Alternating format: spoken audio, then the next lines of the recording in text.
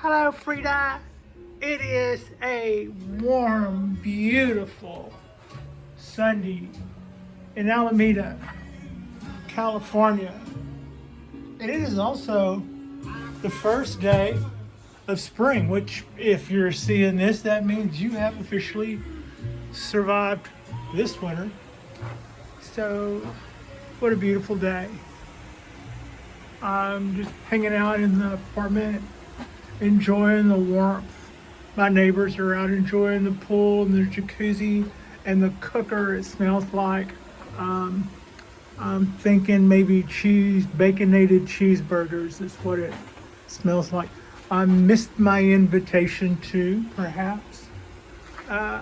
Little quick look at all of our trees. I am really happy to know that it is the first day of spring. I wasn't paying attention. I just kind of saw it this morning, looking over the social media stuff. Yeah, it's spring. And as if we didn't know that, looking at the plants on my balcony, they are all flourishing. They look like everybody looks to be pretty happy. And a little follow up. To what I was talking about yesterday. I was talking about yesterday how this year introduction to a new leader, which will come up straighter, closer to the base, not necessarily straighter, but closer, tighter into the base whenever that comes up. So basically, that means everything above there for this summer for this summer at least into the fall and winter is going to be sacrifice. So all of this can go. I don't have to worry about those handlebars and all that. But now, that is also to say that as far as I know, this is permanent. This is going to be permanent. And those are permanent.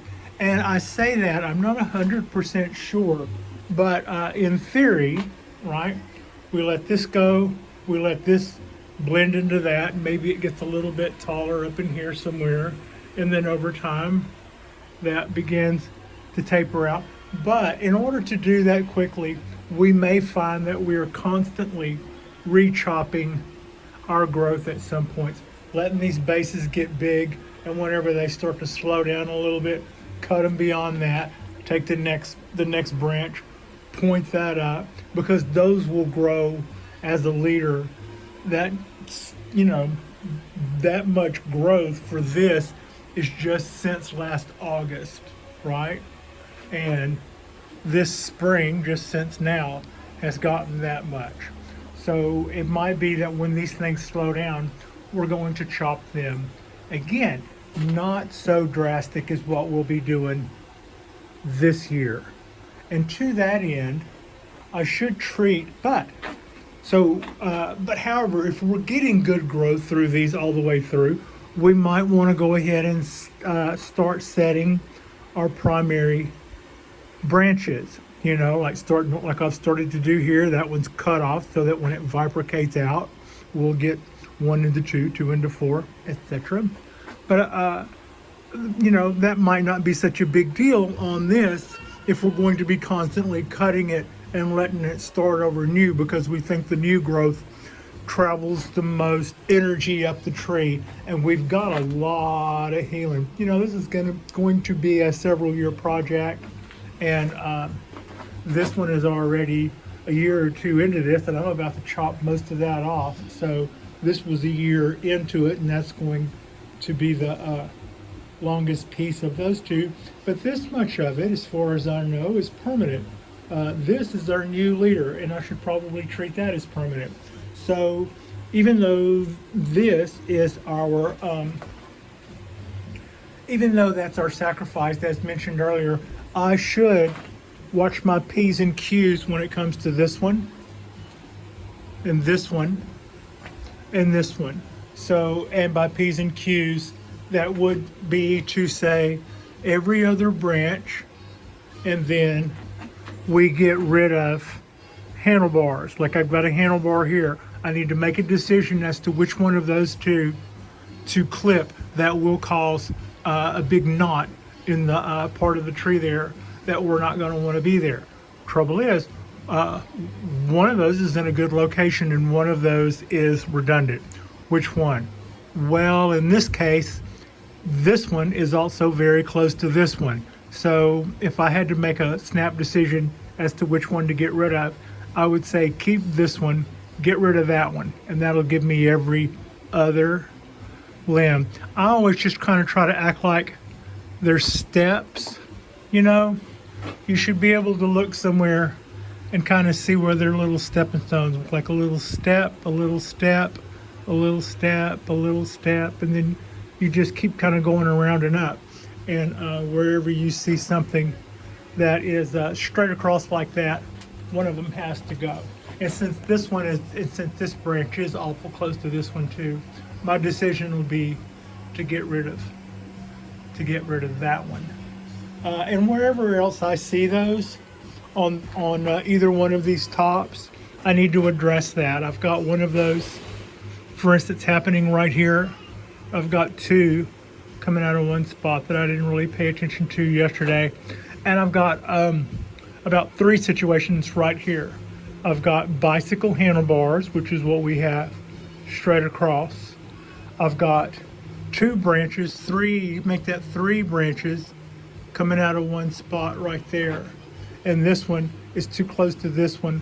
And this one is already one of my primary branches, as noted by the chop right there. So the bicycle handlebar thing will cause to knot, like I was already saying. So what we'll probably do, well, I'll just go ahead and get some scissors and we can just take care of this. We can just take care of it. These hemp brushes are great.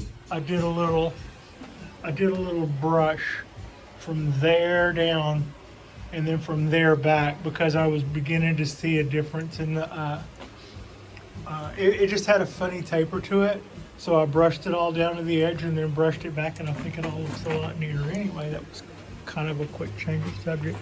But as I was saying, so those two are really close together, and this one, which is too close to one of my primaries, being that it's right over, is also like what we call bicycle handlebars for that one. So we'll take, I'm trying to fix the habit where I always go in with my scissors closed.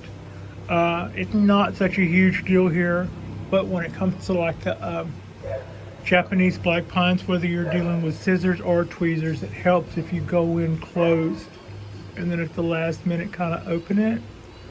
That keeps you from grabbing stuff that you didn't mean to grab on. If you're thinning needles or something, you might not see how many needles you have until you go and tug on them, and then in that point you might notice that you've got a lot. So going in with your tweezers close and then grabbing them at the last second fixes that, and to that same extent I find that that's also helpful with my scissors.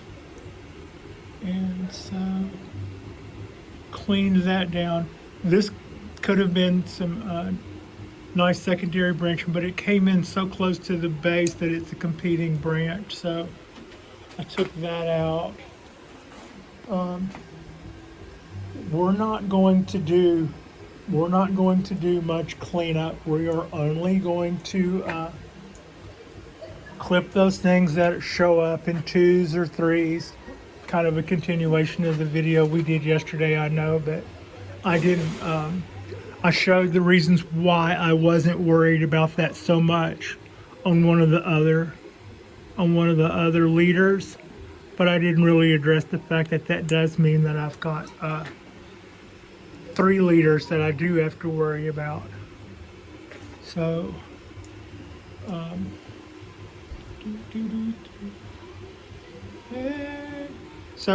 again, with the bicycle handlebars, and this was one of our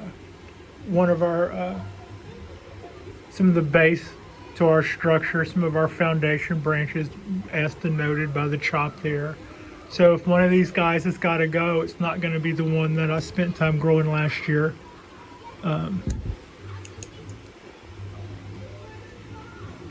So that still leaves quite a bit. Not that I've gotten all of it. Now, so again, two coming out of in one place. Hey. And even then, there's a little bit of a windmill going on there with that branch.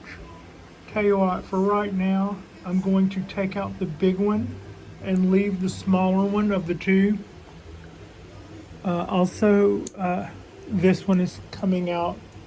To me, it looks like it's coming out a little bit more center of the base than the other one was. It's kind of, I mean, that wasn't really a great, if I needed a branch there, it would have done fine. I had 3 there, so yeah. And again, there's a couple from the same place. Let's take that down to 1 early in the game.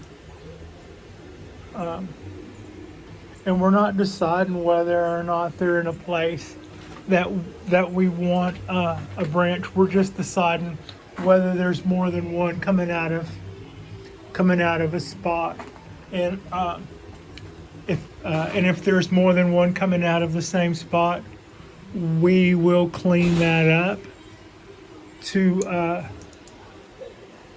1. And even if it's not one that we intend to keep later, it's still a matter of allowing the tree to do what it needs to do to increase its resources. And the only thing that we're going to do to intervene with that is in places where it makes things that will hurt our shape later. This doesn't seem to be budding out, and I've got 3 right there, so I'm going to cut it down to 2. The stick I just cut off, even though that was last year's and it was cut to here, it didn't have a single bud on it. Meanwhile, it had 2 shoots, so I cut that down to 1. So, okay, that's a little quick look there. I think I've pretty much taken care of most of what I need to take care of on that little leader, and that's pretty much what I see to take care of on that tree. As mentioned earlier, we don't have to worry about this leader. We do have to worry about this little back leader, this being the back side of the tree. So yeah, okay, so again with the bicycle handlebars, and so that's not really a hard decision to make. What we're going to want is to have a branch here, a branch here, a branch here, a branch here, a branch here. So when we have a deal where we have 2 branches close to one another like that, kind of doing that, we're not going to want that. One of those needs to go or get wired.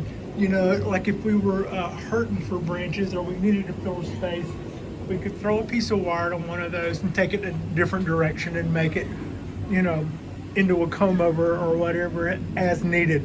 But in this case, we just have 2 branches pretty much coming out of the same spot, and one of those 2 needs to go. But then also, one of those 2 is also part of a pair that makes those threaded bicycle handlebars. So one of those that has to go is the same one that has to go over here. So that kind of makes it easy to decide. Now, the third strike against that one is it's very close to the old apex, which is right there where the putty is, but it's a little thicker than the ones underneath it. So by chopping that, we also kind of got rid of the heavier branch. You don't always want the smaller branch, but most of the time I want the smaller branch when it comes time to get rid of one. So that is a minimum of cleanup.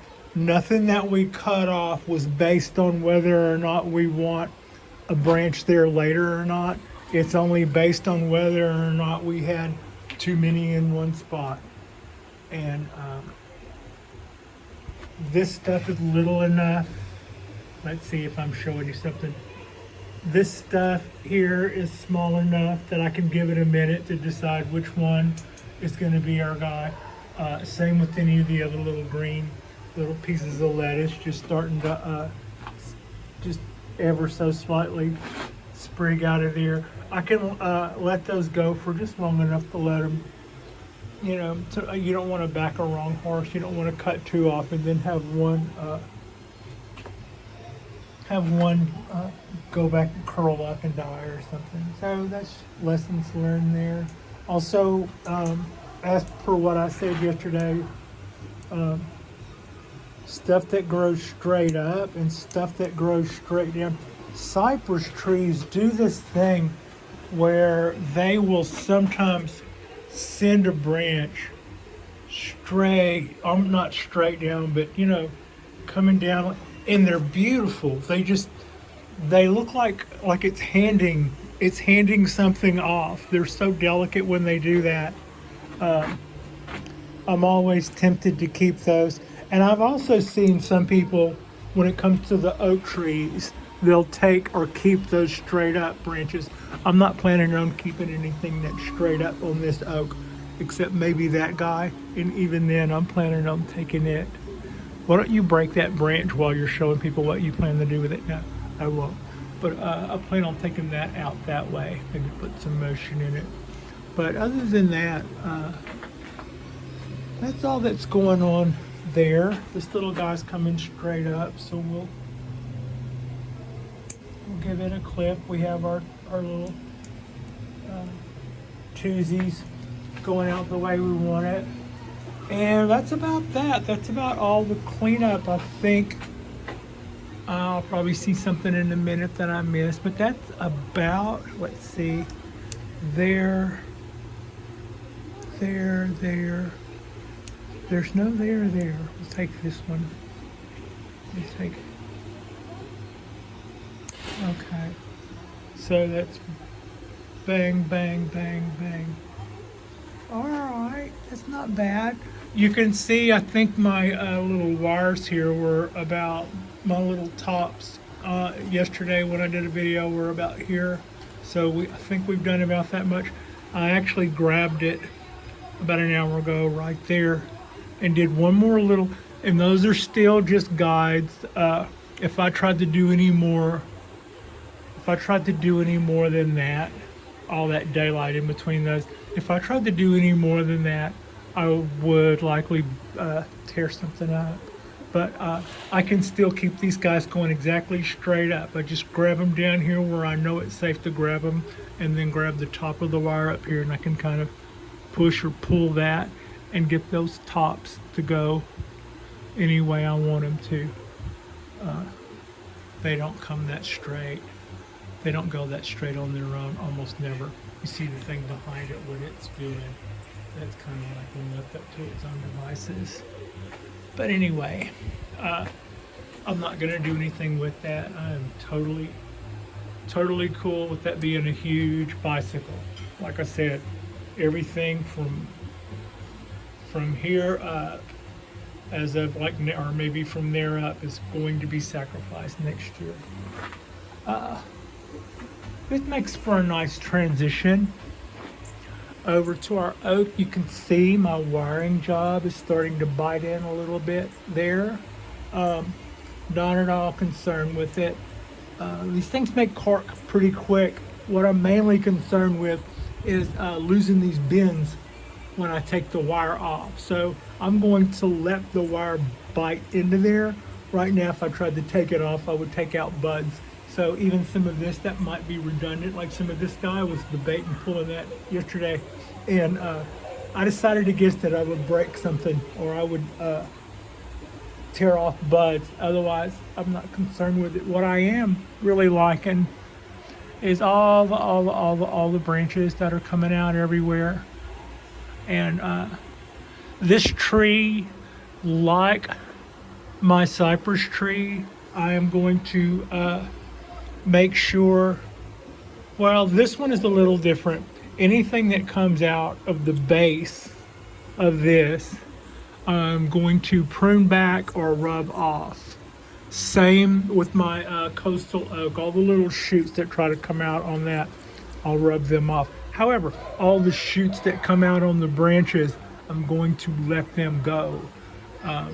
Just let them go. Look at all the branching there. Look at all the back buds. More on there to go. And if I go in there and start getting kind of weird with the wire right now, or getting a little ahead of the game, I would just tear stuff up. And I'm really liking what's happening. So more of that. I don't think I need to be doing anything right now, but letting all that stuff do what it's doing, which is flourish. All that new growth is just kind of that salmony color. It comes out kind of a salmon color, and then goes to this lime green, and it's fuzzy sometimes. Cork bark oak. Very, very rewarding trees to grow. They respond very well to pruning. They can go without water for a little while. They're very hardy. They're heat resistant. They're cold resistant. Their bark is an adaptation that will help them survive fires. So yeah, go my Corcus. I will probably bring that in this afternoon. Right now it's a little heavy, but this afternoon I'll probably bring that in and see if there's anything that I need to move to maybe put it in the light or something. Well, what I'm saying is, if I've got a branch that's wired, and that branch is wired in such a way right now that it's shadowing something that's new that we want to keep, we will be mindful of that. Otherwise, we're not going to change our shape. Although we are adaptable. You just got to be adaptable. Yeah. Beautiful Sunday. Kids are at the pool, and I've got the radio playing, and it's spring, everybody. Take a quick look at our Codaheim forest.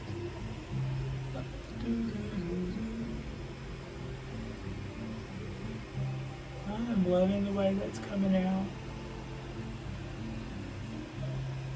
Our little pines are happy. Our little coastal redwood cones have not sprouted. I am at least several times a week checking on. There's a bed of these outside at the base of 3 coastal redwoods, and it's just thick with those. I mean, it looks like that on the ground, except in a big cul-de-sac kind of area where the trees are. And I keep an eagle eye there for anything that's sprouting, and I haven't seen anything there yet. Although I did see a cool thing sprouting over by the cherry tree, but I'm pretty sure it came off of a big root at the base of the cherry tree, so probably shouldn't be messing with that. But it was pretty. It did. I saw a neat looking little cherry tree. It may already have met its demise. It looks like it's been trimmed a few times with the weed eater, and I couldn't see any buds on it, and I didn't want to be on my hands and knees groping for plants in the yard of the apartment. It's just not a good look. So I took a picture of it, and when I enlarged the picture, it may have a couple of buds, or it may have died last year, but it was about as tall as that little show hen.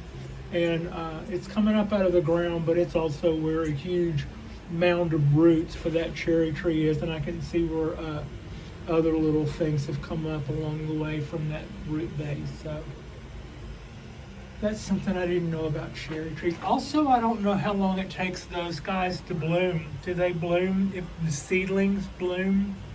Do they, at what age? How old does the cherry have to be bloomed? Our little sprouts are hanging in there. those are my, that's my Japanese black pine sweet potato. It's looking good. This is my coastal oak.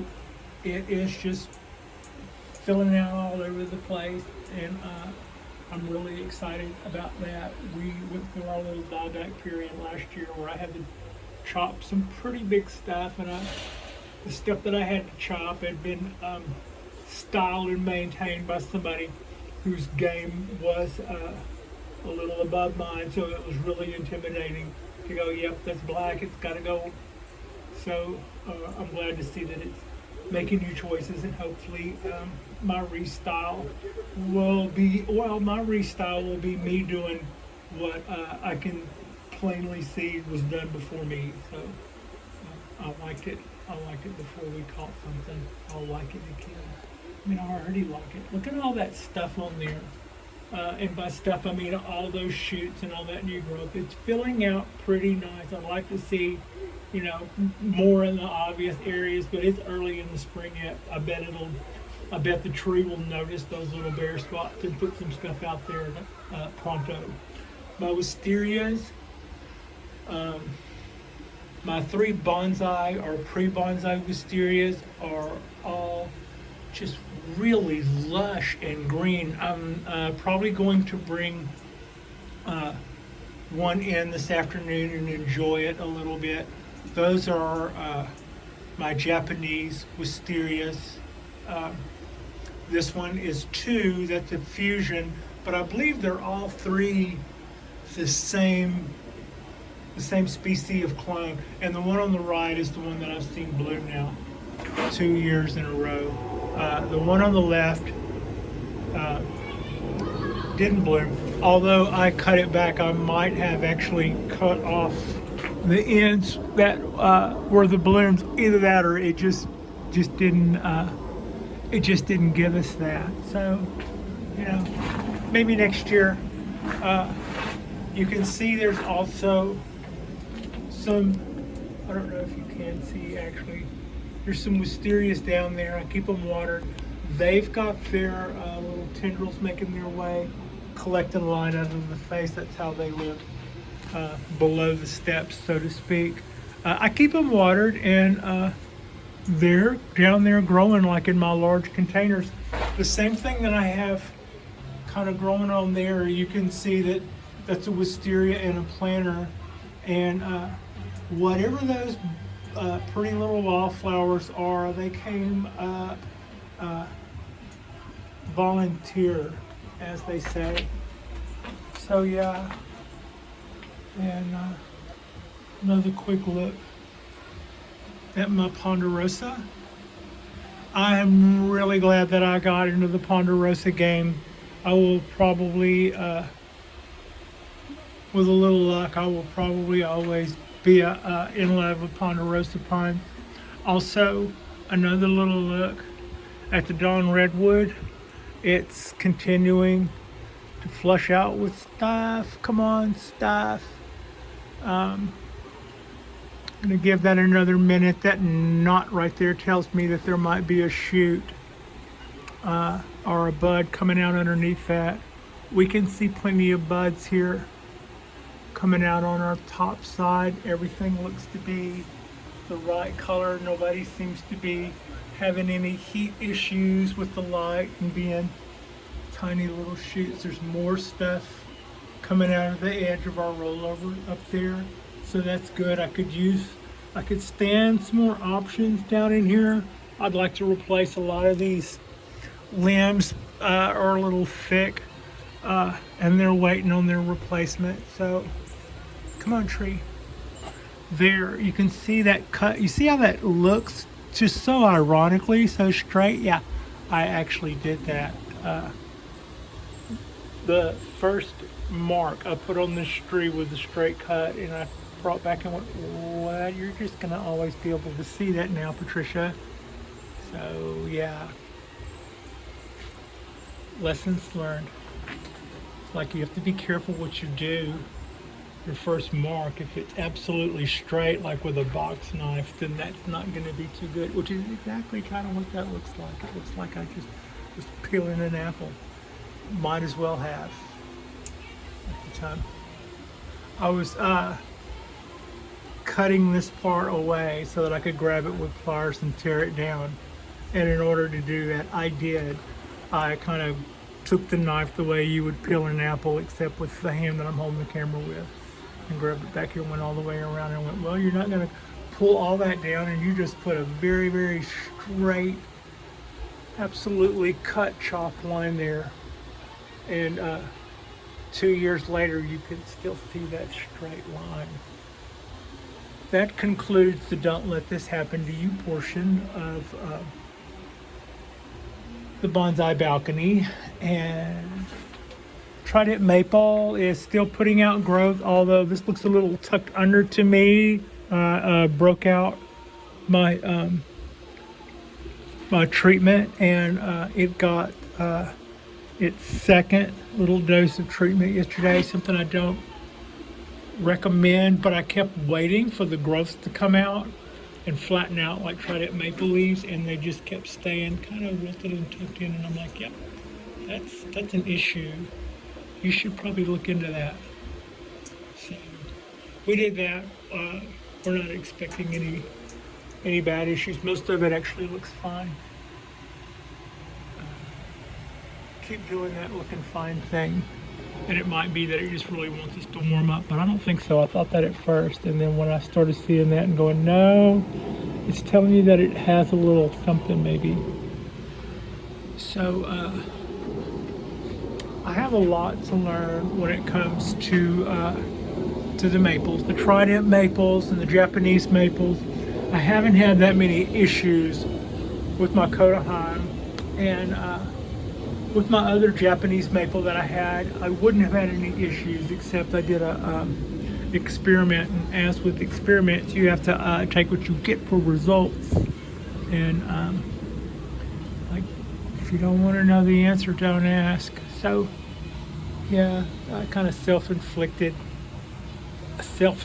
casualty on a maple a couple of years ago. I did a trunk chop on it, and it didn't respond to it at all. I did it at the right time of year. I thought I had a healthy tree, and we waited and waited for something to happen after that, and nothing ever happened. Live and learn.